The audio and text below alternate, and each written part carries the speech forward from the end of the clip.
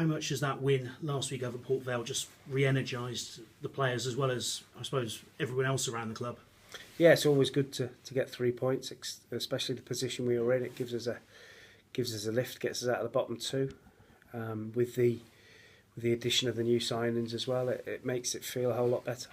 And I imagine results just help the settling in process for the new boys as well. You couldn't use all of them Tuesday night, so presumably some of them have had a bit of a chance to do a bit more training. Yeah, well, obviously Ruben, Farrand and Gavin couldn't play, being cup tied, and we rested, Doige, Lee Collins as well. So we didn't want to take any risks. But yeah, they're in good shape and should be nice and fresh for this weekend. And I suppose because of the changes, what it does mean is it's just freshened up some of people who might be considered fringe players around the squad. So difficult selection for this weekend. Well, we played really well last Saturday. Defensively, we were really sound, and we had some decent moments in attack. So it won't be too different from that. There still might be a couple of signings before the weekend, but it remains to be seen if we put them in the team straight away or not. And you talk about possible new arrivals there. Obviously, the search continues with the momentum that you've got, having got people in early. Has it got any easier to bring people into the club? No, it's difficult. We always knew it was going to be difficult. You have to work really hard. It's you think you've got somebody in, and it changes at the last minute. Somebody else comes in for them. They go somewhere else. So no, it's really hard, and you can't just have one target. You have a list of many. So we are working really hard to try and make additions to the squad so that come the end of April, we're not kicking ourselves because we haven't done enough and we haven't got enough quality in the squad. I suppose the one advantage that you have got is that you're able to sign players on a permanent basis rather than just offering loans. Does that make it any easier trying to get players in because you can offer them a little bit more security maybe? I think that applies to everyone. You know, every club you can sign players permanently, and some players just want to come on loan to see what it's like. But we prefer to sign players permanently. Obviously, then you're trying to persuade them, look, we're not going to get relegated, we're going to be fine, and stuff like that. So it is really difficult market to work in.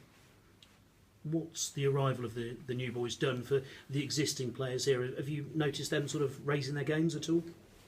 I think you look at the game on Saturday against Port Vale. You know, the two defenders came in and gave us a bit of solidity at the back and a little bit of know-how.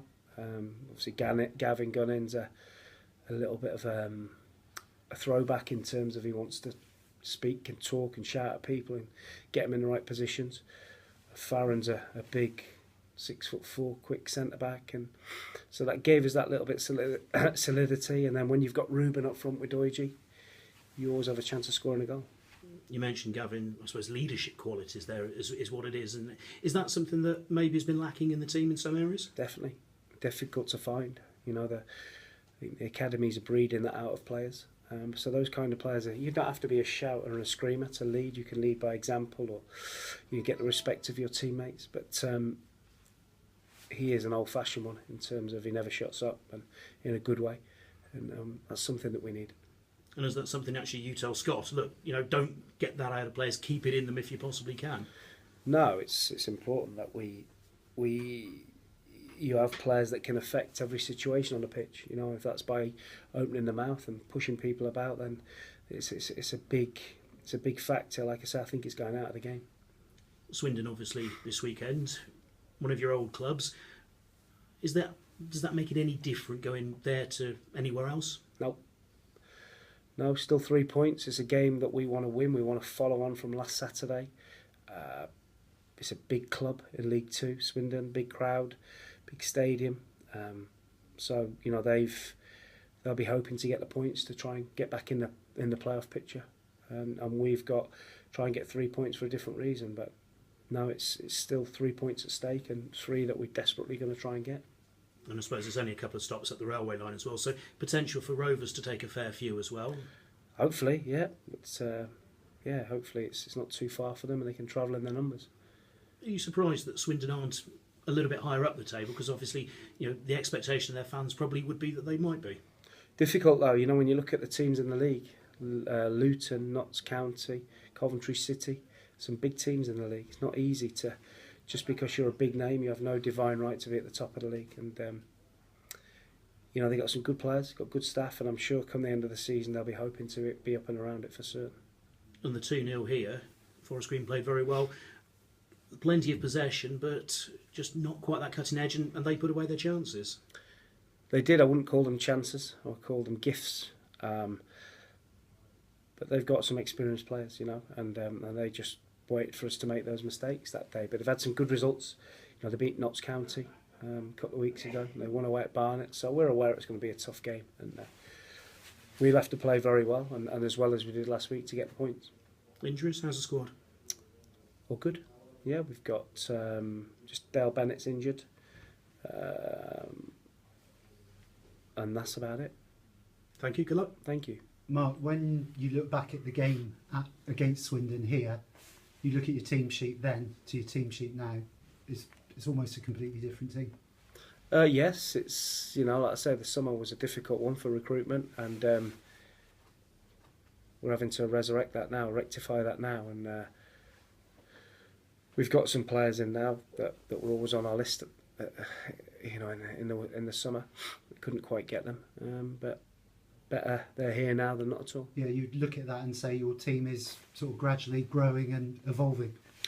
That's right. It's 46 game season, so we're still, you know, we've still got plenty of games and plenty of points to play for, and hopefully with the new players that we've already got and the ones that are going to come in, we can make sort of inroads into the table. Yeah, Ruben Reid spoke post-match on Saturday about there's no real time to bed in. He spoke very eloquently about it. You've really, with the new players, they've just got to bang and be in there, and that's what happened.